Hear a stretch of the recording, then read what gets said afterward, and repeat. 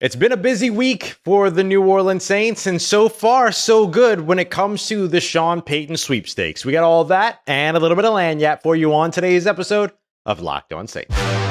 You are Locked On Saints, your daily New Orleans Saints podcast. Part of the Locked On Podcast Network, your team every day.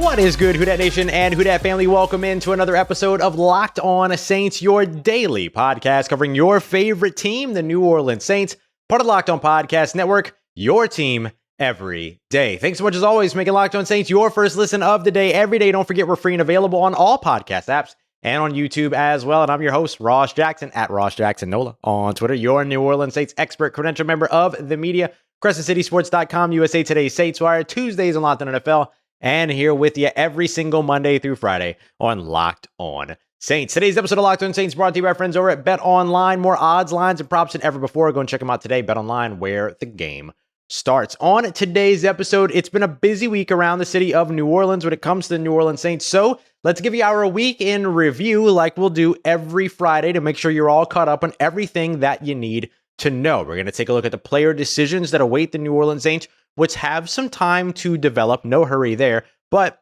coaching changes, staff changes, things like that could be on the way now, sooner rather than later as we face the end of this week. But first, things are going well for the New Orleans Saints when it comes to the Sean Payton, I'm going to call it sweepstakes, because Nick Underhill over at NewOrleans.football made a really, really good point that bidding war is probably not exactly the way that this is going to go. You're going to have teams trying to top one another and things like that. But the more teams that are interested, the better. So the more that enter the sweepstakes, the better. So this is where you're at a situation here to where the New Orleans Saints, so far, so good. We have it on pretty good understanding that every team that has a coach opening has placed a phone call to the New Orleans Saints. Nick Underhill reporting that. But only 3 have gotten through so far. That doesn't mean that the other 2 weren't, that they were rejected, but it just means that they're still potentially in progress. So for right now, what we know for sure is that Sean Payton has received, or these 3 teams have received permission to interview Sean Payton. Let's say it that way. We got the Denver Broncos, the Houston Texans, and the Arizona Cardinals. If you're wondering what the top sort of draft selections are for both of these teams, the Denver Broncos have the 27th, somewhere between, let's just call it mid-20s to could be even 31st overall selection. If the San Francisco 49ers go through the playoffs and win the Super Bowl. Remember, there's only 34 selections in this year's first round because the Miami Dolphins had their first round pick taken away because of tampering with Sean Payton and Tom Brady. So somewhere in there, the Denver Broncos pick will be, because the Denver Broncos pick will be dictated by the finishing place for the San Francisco 49ers. The Houston Texans have 2 first-round picks. They have the number 2 overall selection and the number 12 overall selection. I don't think the number 2 overall selection would be in unless the New Orleans Saints sweeten the pot and then give away maybe their 2024 first-rounder, but then aren't you really just in the same position in 2024 that you were in 2022 in that case? So with that being the case, the 12th overall selection, though, should be very much in play. As for the Arizona Cardinals, the only first-round selection they have is 3rd overall. Same thing. I don't think that's in play unless you sweeten the pot. Remember, you can only trade coaches, picks, and cash consideration in coach trades. You can't include players. So if you wanted to sweeten the pot, it means you have to sweeten the pot with draft capital. And in that case, what's the point, right? So the 34th overall selection, their top selection in the second round, would make a lot more sense. And perhaps a 2024 first would then be able to fold into the conversation coming back to the New Orleans Saints. The first team that will interview Sean Payton will be the Denver Broncos. Tuesday, January 17th is the first day that teams are allowed to meet with coaches that are currently under contract with other teams. And so that will be the first day that it's allowed. They are going to meet the Denver Broncos with Sean Payton bright and early Tuesday morning. They want to make sure they're the first team in. They'll have their meeting and interview, formal interview, in Los Angeles. Smart move by the Denver Broncos to not bring Sean Payton to Denver, Colorado in January so that he doesn't have to see the weather. Meet him in Los Angeles where it's nice and sunny and you can enjoy all of the weather there. Get him in a good mood and get him talking. So there's a couple of different ways that this all can go. There are those 3 teams, but this weekend, you're going to be watching very, very closely for some of these first round wildcard playoff games. You've got the Los Angeles Chargers, who are going to be going up against the AFC South champion Jacksonville Jaguars. If the Chargers lose, get their butts kicked in the first round, or they end up losing because of some in-game decision that Brandon Staley makes, the Los Angeles Chargers head coach, who has a track record for that being the case and being the issue there, he could potentially be out. And as we saw this offseason, Los Angeles Chargers owners, the Spanos, they have absolutely no problem spending money over the course of the offseason. So I would expect them to jump into these sweepstakes. I would also expect if the Dallas Cowboys lose to the Tampa Bay Buccaneers, which is possible. Tom Brady, I believe in his career, has never lost to the Dallas Cowboys. So this one is possible. Then I could see Jerry Jones going after his old flame, the guy that's always been the one that got away, Sean Payton, by moving on from head coach Mike McCarthy, which you might argue would be unfair, but what in the NFL is fair? Ask Jameis Winston. So I think that when you look at where things are with the New Orleans Saints, things are going well when it comes to the Sean Payton sweepstakes. 3 teams already jumping in, have interviews permission. One of them already has an interview scheduled. There are 2 teams at least that could also end up jumping into the running here, and it remains to be seen if Carolina and Indianapolis end up jumping into the running, although I think those guys probably have their favorites, Harbaugh and some others. So I could see right now at least 5 teams interviewing Sean Payton before this is all done at max. If the Los Angeles Chargers win, if the Dallas Cowboys win, then they probably fall out of contention here because they would have a lot less incentive to move on from those head coaches. But you're also going to be watching very closely, even though it would be a multi-year rebuild that he would take over there, the Los Angeles Rams. If Sean McVay steps away, then all of a sudden that's another team that could come after Sean Payton as well. So expect this news to continue to heat up on and on and on all throughout the next couple of months. I don't know how quickly this will get solved, but I do know that teams, before they head to the combine, they're going to want to know who their head coaches are. So there's all of that. Let's not forget that there are still 2 other possibilities for Sean Payton as well, as this week has kind of reminded us as we look at the pool of teams that are available and interested. There's still a chance that Sean Payton returns to Fox in 2023. He is not leaving television because he's not good at television. He's been fantastic in the Fox studio. They would love to have him back so he can go right back there. And of course, there's still the very, very slim, very, very unlikely chance that he returns to New Orleans, picks up the phone, calls the Saints and says, hey, let me come back through. That I find far more likely than him returning to Fox, which is to me less likely than him coaching in 2023. So that's where it all stands for me. Coming up next, coaching staff changes for those that are already in the building. I know you want to know more about them. Well, we're getting closer and closer to when the timeline matches the possibility that those changes start being made, particularly offensive coordinator, which is absolutely going to be under a microscope as the team evaluates their 2022 performance. Let's get to that and break down not only what could happen, but some of the big time names to watch that could be replacements if the Saints do end up making a change at offensive coordinator. We got that coming up for you as we continue on with today's episode of Locked On Saints. And today's episode of Locked On Saints brought to you by our friends over at LinkedIn. LinkedIn Jobs is the #1 spot that you should be going for anything having to do with finding a job. They're the best place to be. It's a place that I've always used until I found a very, very nice and comfortable home here over at Locked On. Small business owners are all about trying to find, the right fit, especially here in 2023. Your success this year completely comes down to having the right people that all have a common goal and getting the job done that fit your culture in order to make you successful. LinkedIn Jobs helps you make sure that you quickly attract those candidates so that you're interviewing people for your open jobs that fit exactly what it is that you're looking for, thanks to all their targeting tools, screening questions, everything to help you make sure you talk to the candidates you want to talk to faster. It's why small businesses rate LinkedIn #1 in delivering quality hires versus leading candidates. LinkedIn Jobs will help you find qualified candidates that you want to talk to faster. Just post your job for free at linkedin.com/lockedonnfl. That's linkedin.com/lockedonnfl to post your job for free. Terms and conditions apply. Today's episode also brought to you by our friends over at Built Bar, the best tasting protein bars on the market. Are you looking for a delicious treat, but you don't want all of the fat and calories? Then you got to try Built Bar. Built Bars are the best tasting protein bars out there when you want something healthy, but you don't want to compromise taste. Then this is absolutely the thing for you. Healthy, but actually tasty. Seriously, sometimes they're so delicious, you don't even know that they're good for you, and that makes them perfect for your New Year's resolution. Covered in 100% real chocolate with incredible flavors like churro, brownie, peanut butter brownie, coconut almond. You're talking about only 130 calories, 4 grams of sugar, but a whopping 17 grams of protein. It doesn't get any better than this. You can find them over at built.com, or if you're close to a Walmart or a Sam's Club, just head right over here. Over at Walmart, you're going to be able to find a 4-box of cookies and cream, double chocolate or coconut puff. Over at Sam's Club, you're going to be able to find a 13-bar box of their hit flavors like brownie batter and churro. Don't worry, you can thank me later. Go and check them out. Built Bar, the best tasting protein bar on the market. All right, family, continuing on with today's episode of Locked On Saints. Appreciate you as always. Make Locked On Saints your first listen of the day, every day. Hey, I know you want to see changes happening on the coaching staff. Well, don't worry. The timeline is creeping closer and closer to when those coaching staff changes could begin to take place.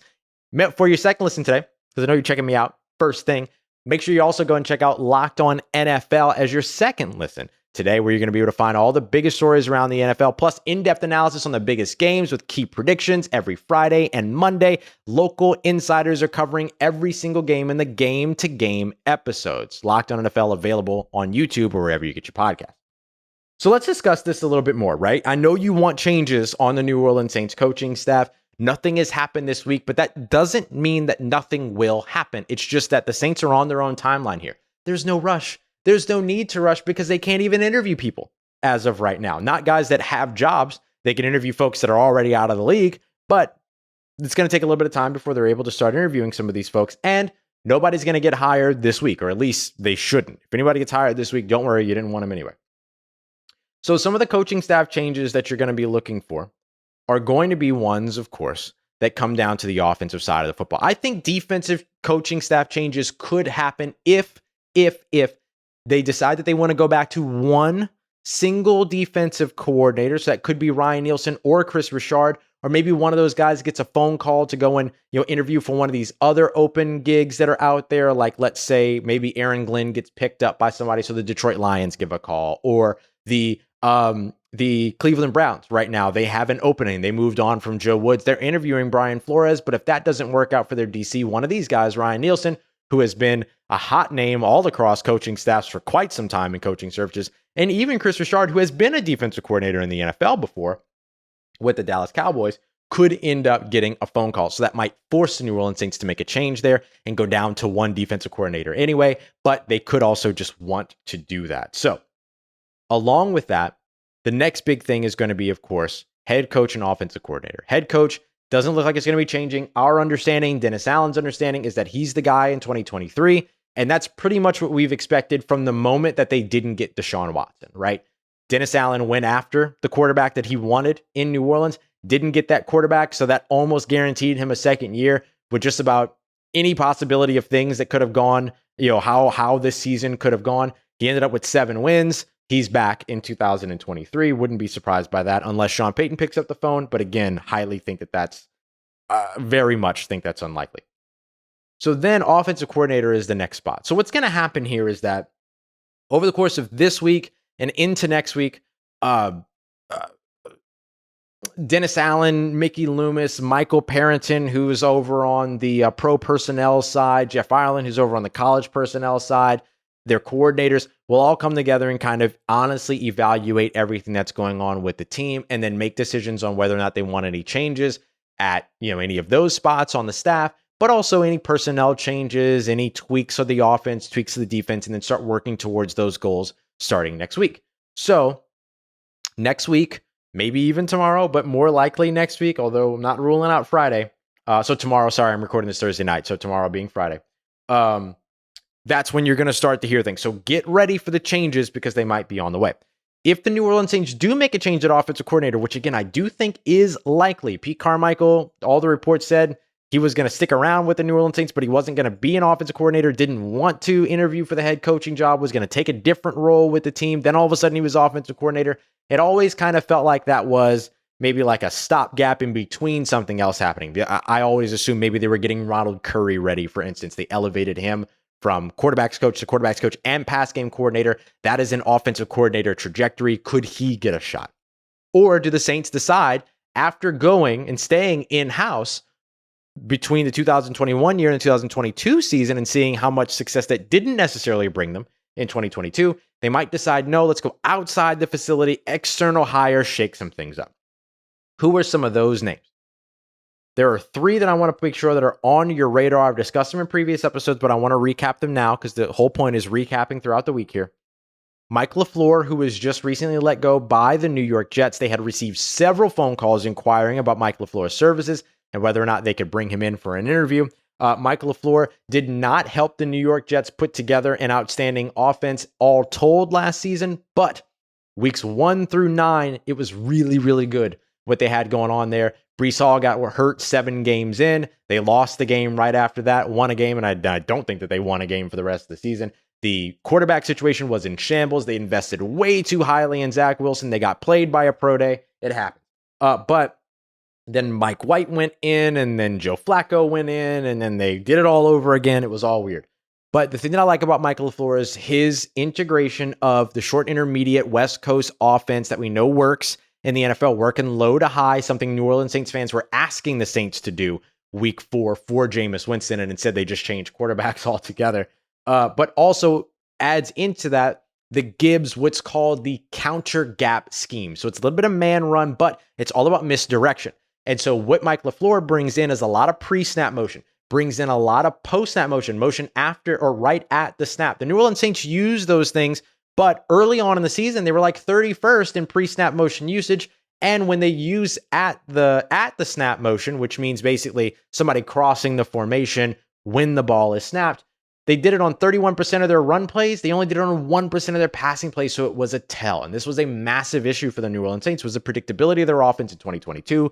Mike LaFleur is a guy that can come in. Mike LaFleur, who's brother of Matt LaFleur, not the head coach of the Green Bay Packers, the brother of the guy who's the head coach of the Green Bay Packers, comes in from the Shanahan system, would be able to mix some things up, make things unpredictable, fake a run to one side of the field, throw a screen to the opposite side of the field. Just seeing a screen back in the New Orleans Saints offense in 2023 would be a thing of beauty. So he would be a big part of that.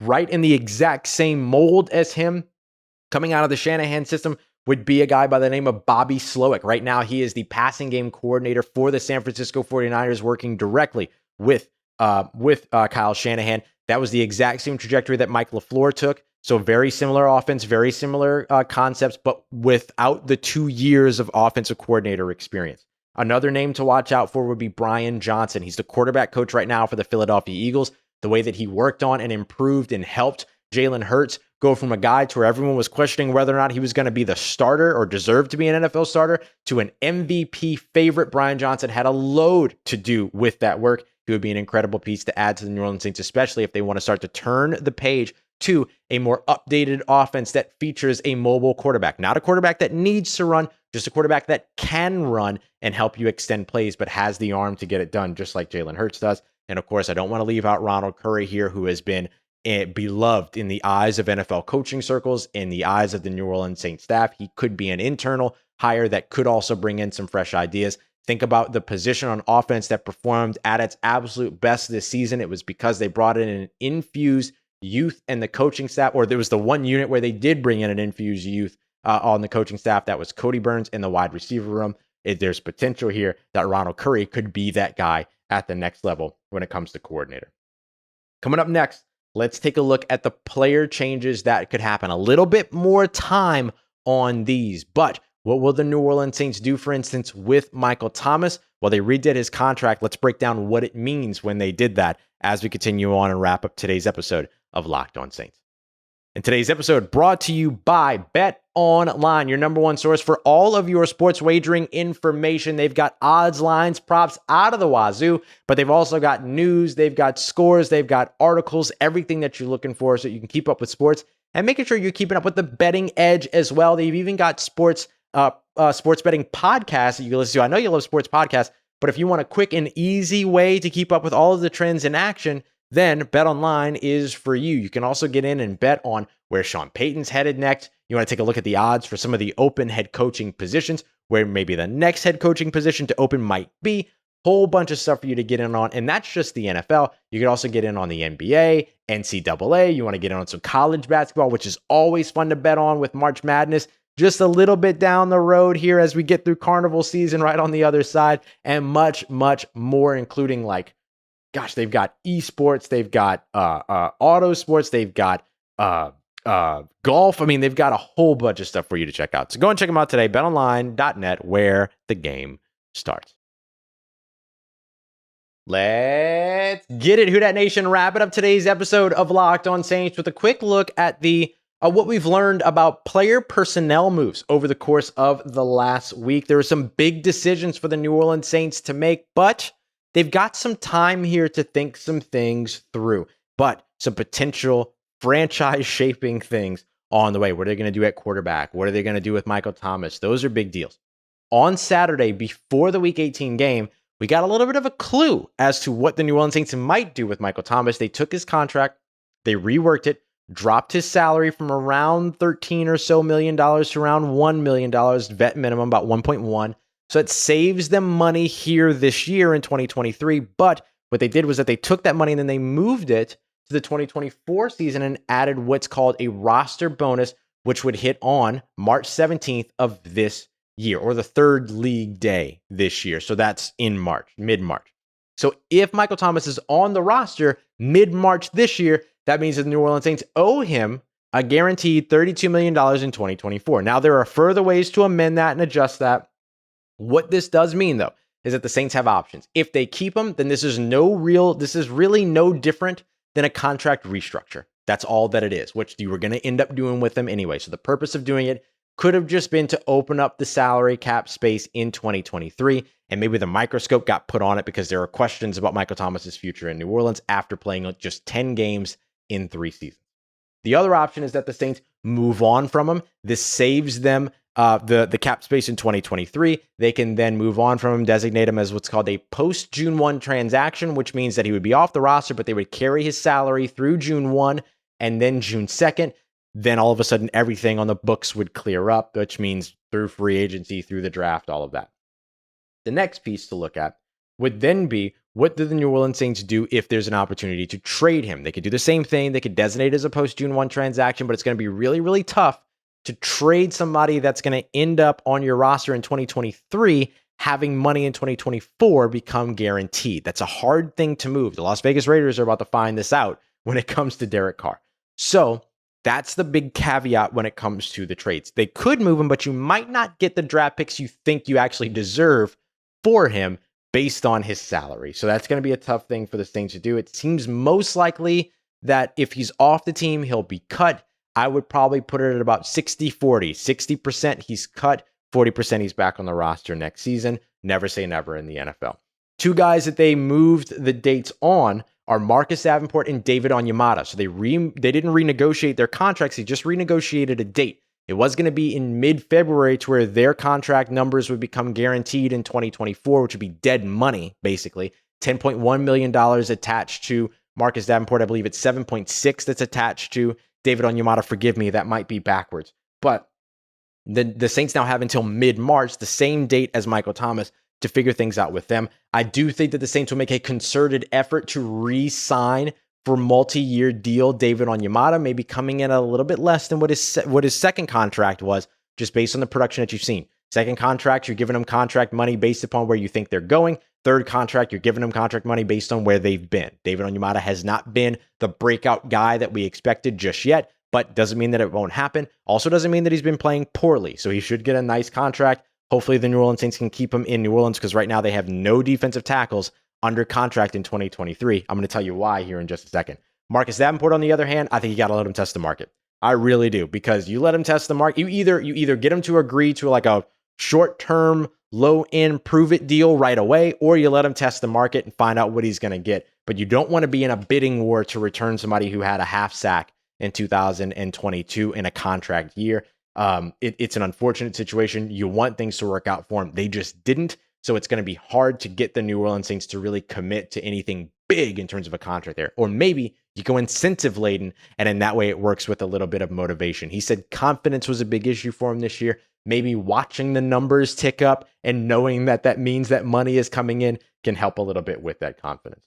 The New Orleans Saints did make some player moves this week, though, bringing back 8 players on reserve future deals that were on the New Orleans Saints practice squad already, including guys like Jabari Zuniga, for instance, but some notable players that are coming back. Lucas Kroll, and yes, 100%, when I was writing Lucas Kroll's name down, the tight end out of Pittsburgh, I definitely wrote down Nick Kroll. So I fixed it, but I still wanted to tell you the story because, that's a throwback to the offseason for those of you who've been rocking with me for a while. They brought back, they're bringing back Derek Gore, running back that they brought in earlier this offseason, as well as linebacker Nephi Sewell, who was an undrafted free agent, just like Lucas Kroll. Both of those guys got a lot of hype over training camp, a lot of hype over the season. Now, what the reserve future deal does is it guarantees them a spot and an invite to the 90-man roster for offseason training activities as well as training camp. Those guys absolutely deserve that opportunity. But here's a guy that didn't get a lot of hype over the course of the off season and spent some time hurt, also spent some time on the practice squad, a lot of time on the practice squad, is Jordan Jackson, New Orleans Saints 6th-round selection out of the Air Force. He was somebody I was mentioning earlier that the Saints don't have any defensive tackles under contract in 2023. And a lot of times when I mention that, Jordan Jackson's name comes up. Well, the New Orleans Saints drafted a defensive tackle, so isn't he under contract? No, he's not, because they waived him at the end of the season or at the end of training camp before the season began and then signed him back on the practice squad. So that terminated his multi-year rookie deal and then turned that contract when they brought him in as a practice squad member into a 1-year deal, as all practice squad members are. So Jordan Jackson has now actually been signed on a reserve future deal to the Denver Broncos. So he is no longer a New Orleans Saint, and for at least the time being going into camp next season, he'll be a Denver Bronco. The Saints, though, did add 2 new players to their practice squad from other organizations, the first of which 4th-round selection, cornerback Troy Pride Jr. He came in and had a lot of talent, slot cornerback type of guy that actually had some really nice moments in the NFL playing across the division with the Carolina Panthers. Keep an eye on this name. I don't usually say this about reserve future guys, but keep this name in mind going into camp. The Saints are not going to have a new starter at corner. They've got Marshawn Lattimore. They've got Paulson Debo. They now have Alontae Taylor. I feel they should spend the rest of the offseason working on ways to get all 3 of those guys on the field at the same time, get one of them trained up to be a slot corner. That would be excellent. But Troy Pride is somebody that could potentially come in, and if he makes it through camp and makes the active roster, could have a key role as a depth player and as a special teamer. So definitely somebody to keep an eye out on. Boy's got some wheels. The other one that they brought in, offensive lineman Coda Martin, has already spent some time in the NFL, came in 2019 as an undrafted free agent, played at a couple of different colleges, spent most of his time recently with the Arizona Cardinals. With the Cardinals, he played on the inside of the line, right guard. In college, he played at both left tackle and right tackle. So he's got experience inside and out and on both sides of the line. So the New Orleans Saints, who have to get the trenches addressed one way or another, both on the offensive and defensive sides this season, it's good to see them already starting to kind of turn their focus to that. To wrap us up today, one last note for something that came down this week, the New Orleans Saints, Arizona Cardinals, the New Orleans Saints are one of 4 teams that are eligible for Hard Knocks this year. So the requisite sort of things you have to hit there is that you have to be a team with a second-year head coach, which they will now be with Dennis Allen. You have to be a team that has missed the playoffs in the last 2 years. They have done that, and you cannot have been on Hard Knocks in the last 10 years. New Orleans Saints have never been on Hard Knocks. But I don't think that they're going to be the team chosen, at least for the offseason, Hard Knocks. I think some of that might come down to some of the other sort of things that are going on around the organization in terms of like Alvin Kamara, as well as Marcus May. I could see those things getting in the way there, but it's more about who's on the list. So you have the New Orleans Saints, but you've also got the Chicago Bears, who have also never been on Hard Knocks. The New York Jets, who were last on Hard Knocks in 2010. That's why I don't think it will be them. But number 4 here, the Washington Commanders. You want to talk about things that could get in the way? Washington Commanders have a litany of them, but man, if we can get us a Washington Commanders Hard Knocks, I am tuning in right now. I'm just going to turn on HBCU. See, I'm always representing. I would turn on HBO right now and watch until the first episode drops if they pick the Washington Commanders. Absolutely love that. I would love to see the Chicago Bears in season. HBO Hard Knocks in season, which they just did with the Arizona Cardinals. Maybe that's why they were at the top of my mind. But I would love to see that in season. All right. There you go. 30 minutes, all facts, a little bit of opinion, some thoughts, all caught up with the week. Coming up this weekend, if we hear from anything going on with the New Orleans Saints, I'll drop a bonus episode. But otherwise, I will see you Sunday night, Monday morning to get you ready for what could be a big week for the New Orleans Saints next week. I appreciate you as always for making me a part of your day, a part of your routine, for making me your first listen. Make sure you go check out Locked On Sports today, Locked On NFL as well. As always, if you see me, say hi. And if you need anything else around your New Orleans Saints in between these episodes, make sure you follow me on Twitter at Ross Jackson, NOLA. Hit me up. Let me know how the family's doing. Let me know how you're living. Let me know how your mom and them. And trust you, that nation. I'll holla at you.